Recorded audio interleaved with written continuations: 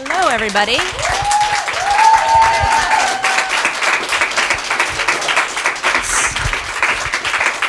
So I'm Danielle Turchiano. I'm from Variety Magazine. Obviously, you all know Amy. We're gonna chat a little bit about Half the Picture, but I kind of want to chat a little bit about Amy and Amy's journey. So I want to start there because this is your first feature. Yeah. What inspired you to use this topic as the first feature? Yeah. Well, again, thank you guys all for being here. Yeah, I'm a woman director, so I've been in the soup. I've been experiencing this for, as long as I've been trying to make things.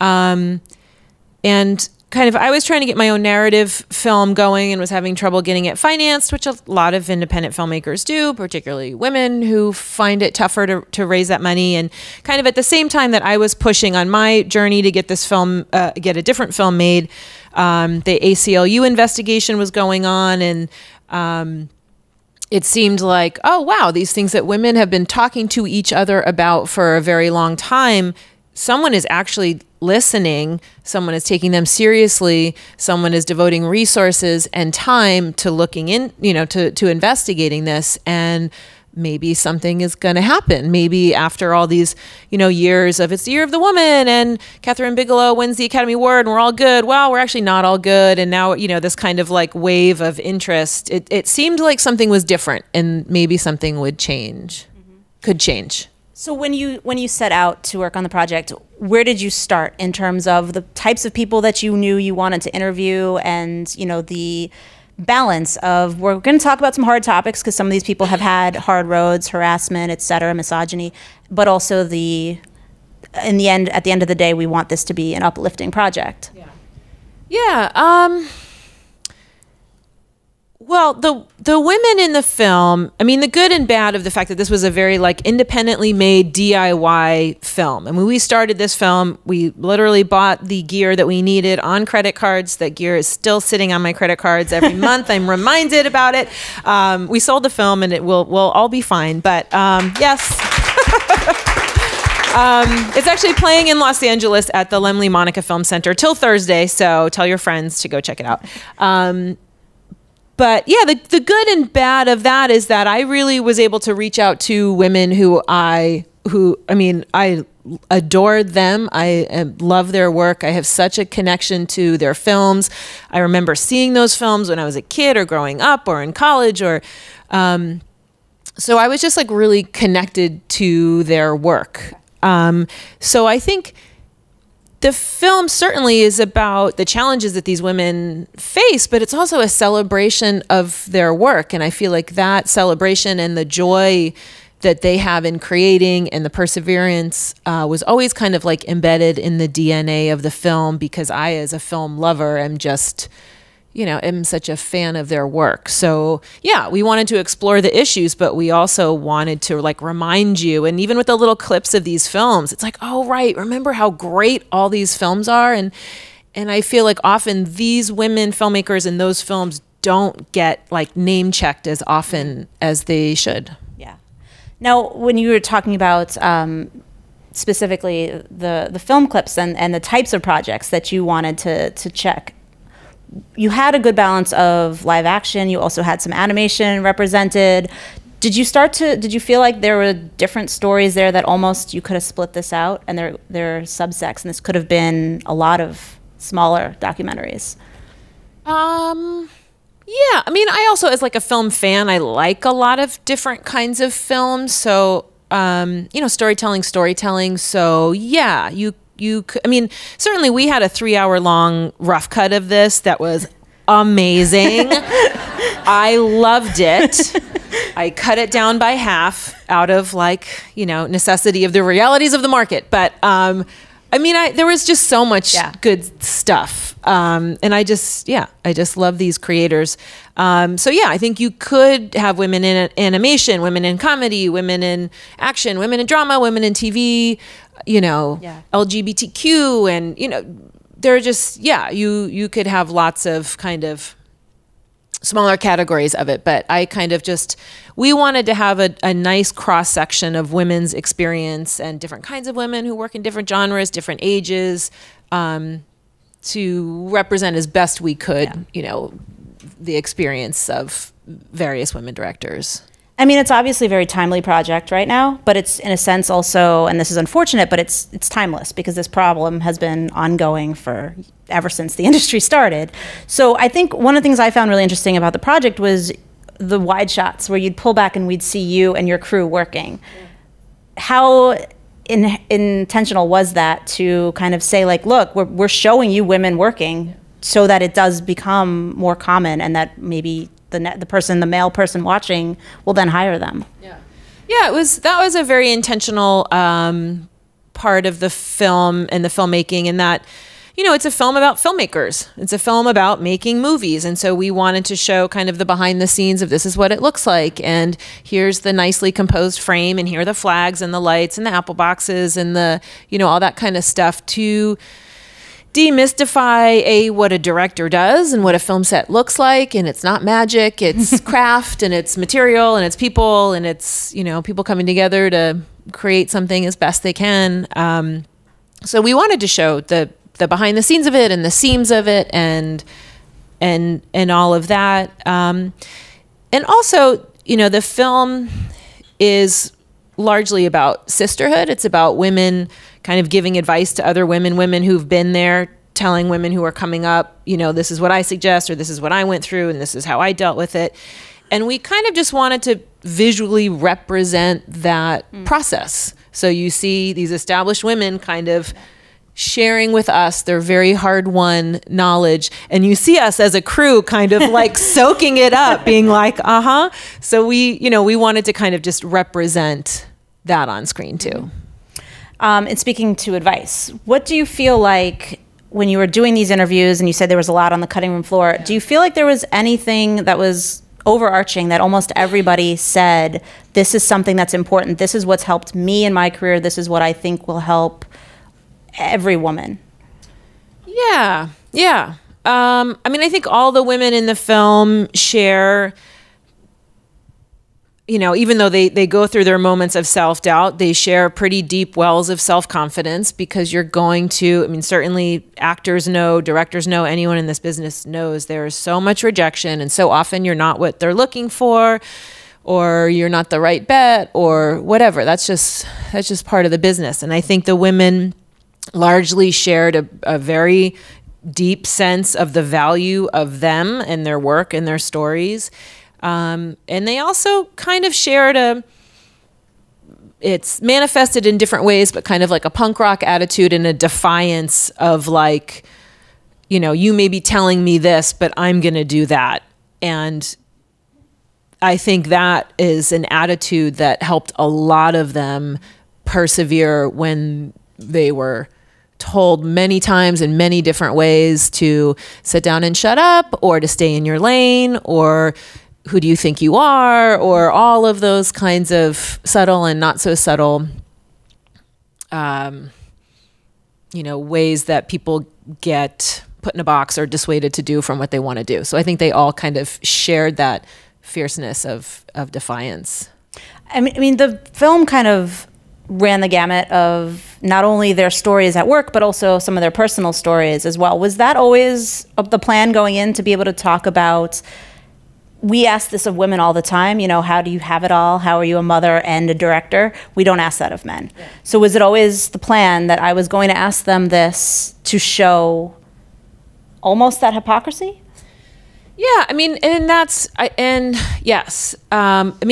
Again, with this just being a very kind of self-generated project, I had the liberty to ask these women basically whatever I wanted to ask. No one was telling me, don't ask them that, or, I asked them the things I wanted to know. And a lot of the questions I asked are things that I've been struggling with that I want help with. And again, I always did, kind of apologize for asking about family and how you deal with kids and all of that, because no one ever asks James Cameron or Martin Scorsese or, Paul Thomas Anderson how he manages to have children and make all these movies. Like, no one ever does that. But I have 2 kids. I have a 5 and 8-year-old boys, and it's a struggle. And I really appreciated that the women were so honest in their answers. I mean, I think so often women motherhood has been kind of like something that the industry has like said, well, women don't advance as directors because they're mothers and they self-select out and they're not as ambitious and they don't want to take that work and they don't want to go away for a few months. And it's really not our fault. It's that women don't chase that. So I think for a long time, women have been very reluctant, understandably so, to say, well, it is hard and here are the challenges. And it's hard when you go away for a few months or weeks or have 14 or 16-hour days. Like, women have been reluctant to share how tough that is. But we wanted to just be authentic as we could be of, each woman figures it out and each family figures it out. And you can't just say because someone's a mother or has a family, they don't want to do these things. Many women make it work and figure it out, but it doesn't mean it's easy. Was there anybody reluctant to dive that deep, either personally or into some of their professional struggles? Were there people that you kind of had to pull things out of?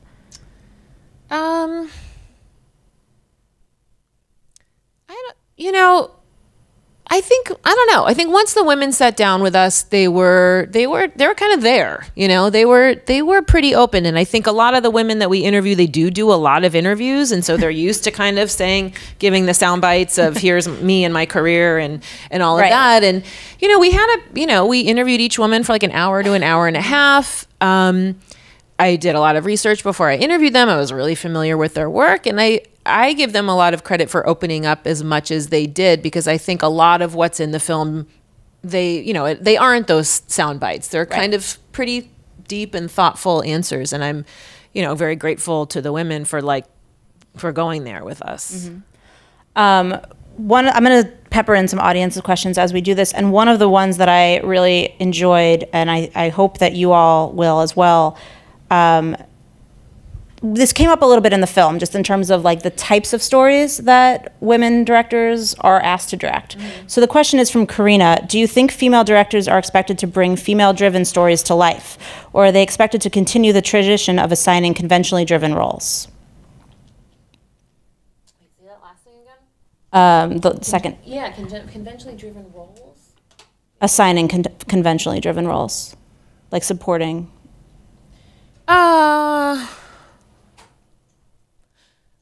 I don't know that I guess I would just say I think women should be able to make whatever women want to make. I think very often, as you see in the film, women are expected they bring women in for the things that are very comfortable to assign women to do. And there certainly is bias in genre. And, many in TV and in TV in particular, many writers have had the experience of being like, well, you're the woman in the room, so give the woman perspective, or you're the African-American in the room, so you give the African-American perspective. And those people are saying like, well, I'm that, but I'm also like a writer and a storyteller. And so I don't know. I think and hope and believe that the more women you have telling stories, you'll have more maybe traditionally female stories that center women, and you'll also have like really interesting female directed takes on masculinity. And you look at, American Psycho, made by a woman, or film that we were talking about earlier, The Rider, that just came out recently, made by a woman. They're really deep and interesting takes on masculinity and what it means to be a man through the perspective of a female director. So, I think that's exciting, the possibility of just those kinds of different perspectives. Yeah. And you mentioned genre and you mentioned TV, and obviously, especially in TV, there's just a sheer volume because there's a lot of times one director per episode, and that theoretically can lead to more women directors. When you were working on the film, and you touch on TV in the film, but did you notice a difference in terms of the way people have been able to, in the last few years, come up TV versus film? Are you seeing a track that is not easy, but maybe easier? Yeah. Well, it's interesting. TV is so hard to break into. It's very lucrative. There's actually a lot of jobs. It's very competitive, but there's a lot of, there are a lot of episodes of a lot of shows these days, but it's so hard to break in. And even these women in the film who have incredible films that were at Sundance and won awards, like won Academy Awards, still are not. They're like, well, you never directed TV. Right. And it's like, what are you talking about? So TV is weird in that way, but I think it's also because of the volume, I think it's able to change faster, and I think it is changing faster. And I think even the women in the film, some of whom were just kind of breaking in TV, many of them have blown up. I mean, Tina Mabry is directing Insecure and Dear White People and, you know, Queen Sugar and Queen of the South, and Jennifer Pong is directing Marvel's new Silver and Black, and like the women in the film, TV has really opened up, you know, for a lot of the women that we interviewed. And even statistically, I think the numbers of women working in TV last year were up a little bit. You know, film's just hard. Like indie film, because there's no money and you don't have to ask permission as much. There's more women at the low levels, but it's just studio filmmaking. Like it's still, the numbers are kind of, you know, pretty entrenched and have not changed at all. So what would you say to someone today if they're like, I want to direct, I'm directing some things on my own, how do I break the door down? Do you suggest that they go through a studio program to direct TV, or do you suggest that they go through the indie film world? I mean, I'm figuring it out. I wish I could say, this is what you should do, and then you will be like me, directing my next movie for Disney, which I am not, but I would like to be. You know, I don't know. It's like well, first of all, I think, you know, the thing that's a challenge is if you want to be a director, you have to be directing. And you can have in the back of your mind, and we all know there's so much money out there, and there are financiers, and there are studio programs, and there's money to be had, and it's so frustrating to see that money still get funneled to the same kinds of stories and the same kind of people telling those stories. And you can kind of know that, but what do? You can't personally like change the system. I think you just have to say, okay, but I'm me, I'm in this position, here are my resources, this is what I have, this is the story I'm dying to tell, and I'm going to figure out a way to do this. You know, I feel like that's the only road that you really have agency over, that you have some power over, to say, I'm going to make this thing, and then I'm going to hustle for it, and I'm trying to get it out in the world, and hopefully that opens some doors for me. And certainly there are all these new programs these days. And I, you know, honestly, I have very mixed feelings about that. It takes a lot of time to apply to these programs. A lot of the people who wind up getting in the programs are already in the system anyway. They're, you know, it's just, they're not taking a lot of chances on new directors in those programs. So, I mean, why not? Go for it if you have the time to apply. But that's a lot of like, women and people of color spinning their wheels to try to like audition to eventually get a job. And it's like, you know, if you can make something, just make something with the resources you have now, which is something that you can control.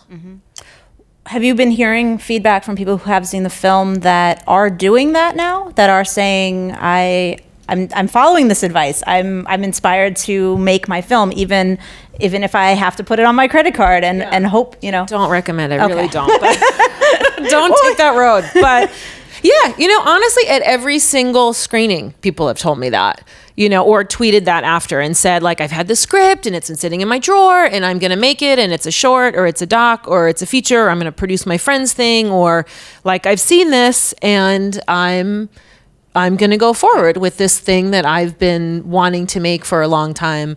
And I hope that, you know, I hope that people continue with that. I hope that's true. So what's the next step for them? Is there like in the film, you know, they were talking about, you mail me a tape of your work that you directed as a woman, and I'll mail you back 10 so that you can see other female directors. Is there a network like that today that you would say everyone should get involved in?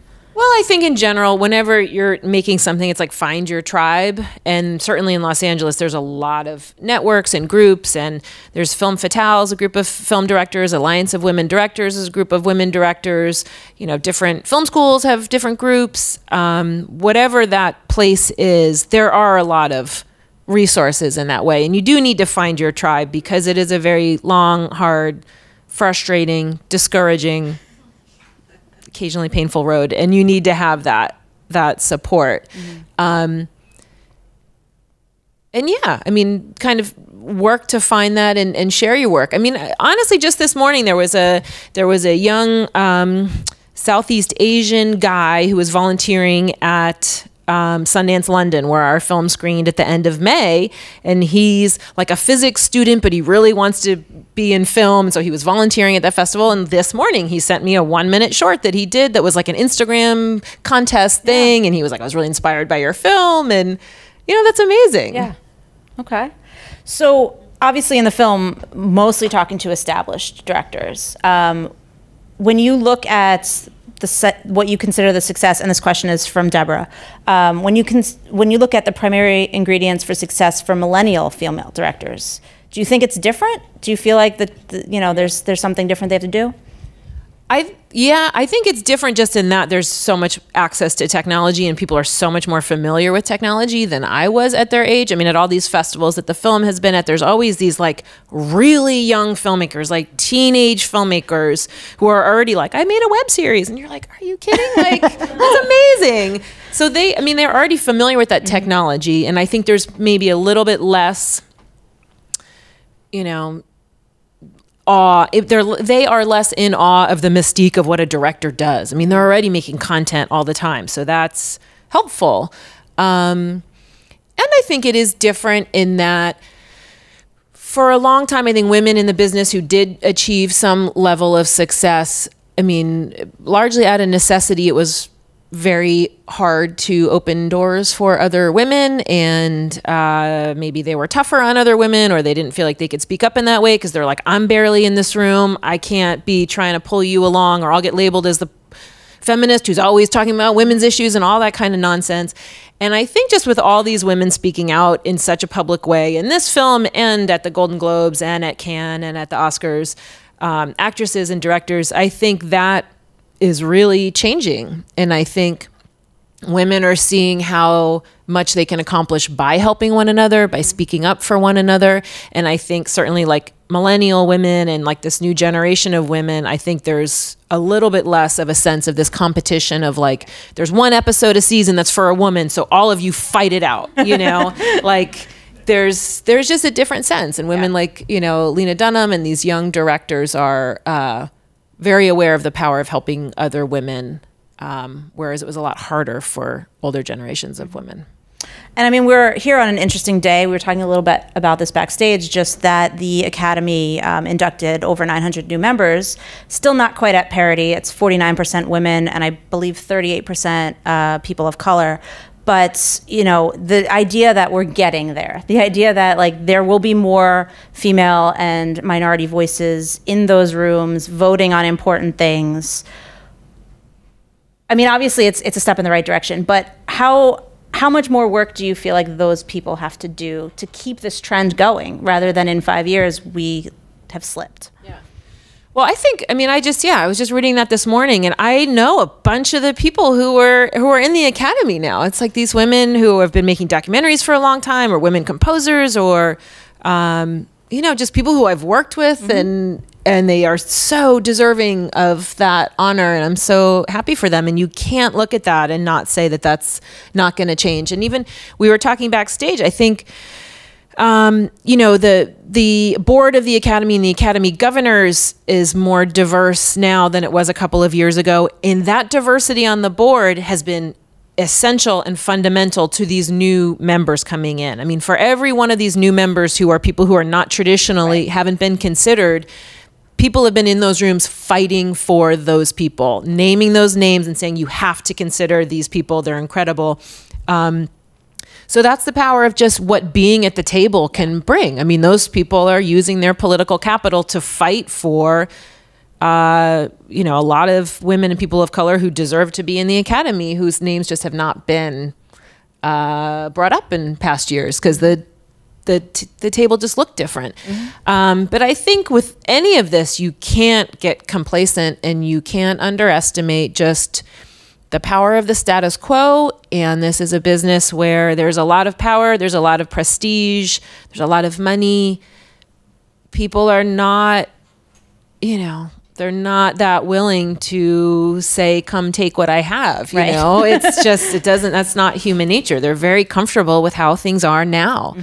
The status quo is very hard to change. And various women, and I forget even if it's in the film, but like various women in our interview said, power is not given, it's taken. You need, and Karin Kusama, says, and generated within yourself. Like it's, you can't keep asking, you need to demand. And, so I think there's still a lot of work left in demanding. So what are you most inspired by in terms of, the things you've heard from these women, the changes that we are seeing with some of these organizations? What do you think is going to be the thing that rises up and that people listen to the most? I mean, I don't know if it's any one thing, but I have to say I do feel like this moment is different from a lot of other moments. I mean, you just see people at all levels in their career, in all different parts and trades of the business, and actors and directors and producers and writers, and everyone's speaking up about this gender inequality of diversity of, LGBTQ and minority and people with disabilities. All these groups are standing up and people are speaking out loudly about it, and that's really encouraging. And again, I don't think you can underestimate how scary that is for people to do. For Natalie Portman to be on the stage at the Golden Globes and say, here are the all 5, the all male 5 directing nominees in a room full of people who are the people who can employ her. Right. And she's standing next to Ron Howard, who's kind of going like, I mean, it's awkward, it's weird, it's hard. Like, that took a lot of guts. And for people to kind of keep making those statements, I think is so encouraging. And I think a lot of people are seeing those acts of courage wherever people are and wherever they are in their careers and saying, okay, if she can do that, I can stand up when I see something that's not right and I can say something. But I think the developments at the Academy are really encouraging. I don't know. I think that again, there's still a lot of fight to be had, but I think there's a lot going on that's exciting. Okay. From Nikki, what was the most surprising lesson you learned after completing this documentary?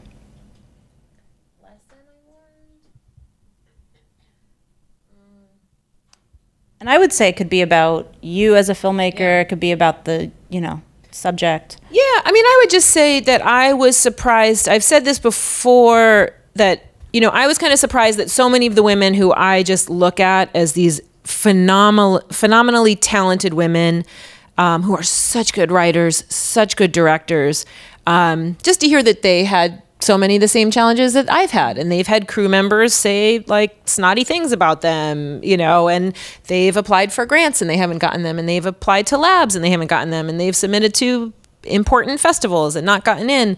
That was, discouraging to hear on their behalf that they went through that, but like encouraging for me, because you think, okay, they are geniuses. They are so good at what they do, but they had to fight and they had to overcome all that stuff. So I think,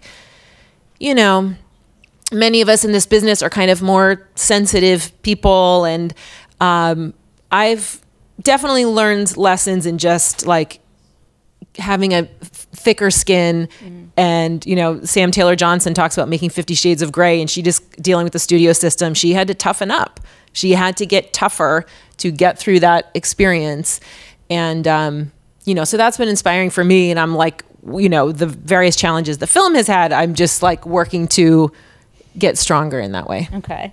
I mean, when you do look at, I've learned from this experience and I'm taking something into my next project, is there something beyond the strength and more about the storytelling that you've learned?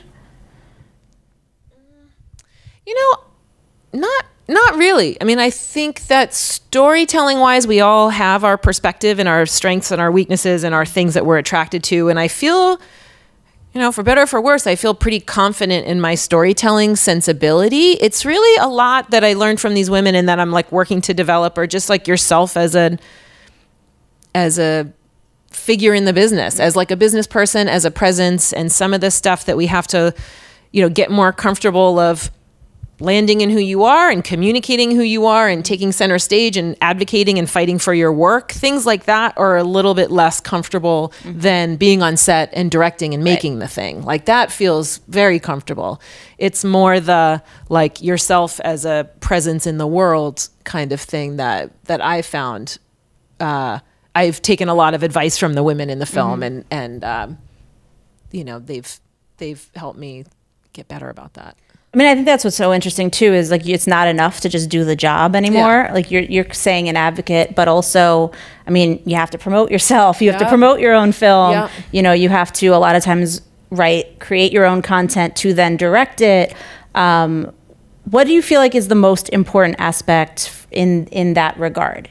Do you feel like if the work can't speak for myself, I have to become my own agent in a way? Yeah. I mean, well, hopefully the work does speak for itself in like creatively, but nobody knows your work unless they've heard of you or heard of your film. I mean, nobody, like, how does anyone, you need to get your work out into the world. And, you know, I think I look at someone like Ava DuVernay and just how her whole social media presence is like an exercise in visibility. And it's so important. And it's not about ego, and it's not about like, here I am doing all these great things. It's like, I'm this talented African-American woman director. Here I am on the jury at Cannes. Here I am on set. Here I am getting an award. Here I am whatever. And it's, people can look at that and see a different face and a different kind of person in those situations. And I think it's, you know, I think that's really important. And so, yeah, I mean, that's kind of a fallacy. I think it's like, it's not like all the work is, you know, we go into like rooms and just judge, like pick films at random and we decide which ones are good. I mean, you've heard of the films are, there's advertising, there's publicity, there's marketing, there's all this. And that's where women drop out of the system. They don't get P&A budgets. They don't get big releases. They don't get big production budgets. They don't get, you know, there's largely, you know, male critics and feature writers. So a lot of the same names get just said year after year after year. And some, you know, the women's work gets kind of less supported and less, just less supported in the industry, and no one knows who you are unless you can get your work out there. So that's something that I think women definitely need to keep fighting for. Is that primarily, you think, social media at this point to help for people like on the day-to-day basis? That's what they can do no matter what part of the industry they're in, director, actor, composer. Yeah, and honestly, I feel like of two minds of it. I'm not like a particularly like confessional, like exhibitionist kind of person. Like that's not, but it's like in making this film, you like, it's a service to your work. You kind of have to have that presence, and it's something that doesn't cost you anything. And you can show the world what you're doing and kind of connect directly with your audience. And I think that's really important. And that's a way that a lot of these like communities and women filmmakers have been able to find their audience. You know, for a long time, if you made a movie, you had to have a festival, a big festival, accept it and promote it, and then it had to get bought by a studio who would release it and distribute it. And yeah, that's largely how we see stuff now, but you can still build your audience on social media, and you can go to those places and say, I already have all these people who are interested in what I'm doing and who are following me. And that's power. That's really powerful. Excellent. Well, I think that's a perfect place to end. Thank you so much, Amy, for joining us. Thank you guys. Thank you all for joining us as well. Thank you.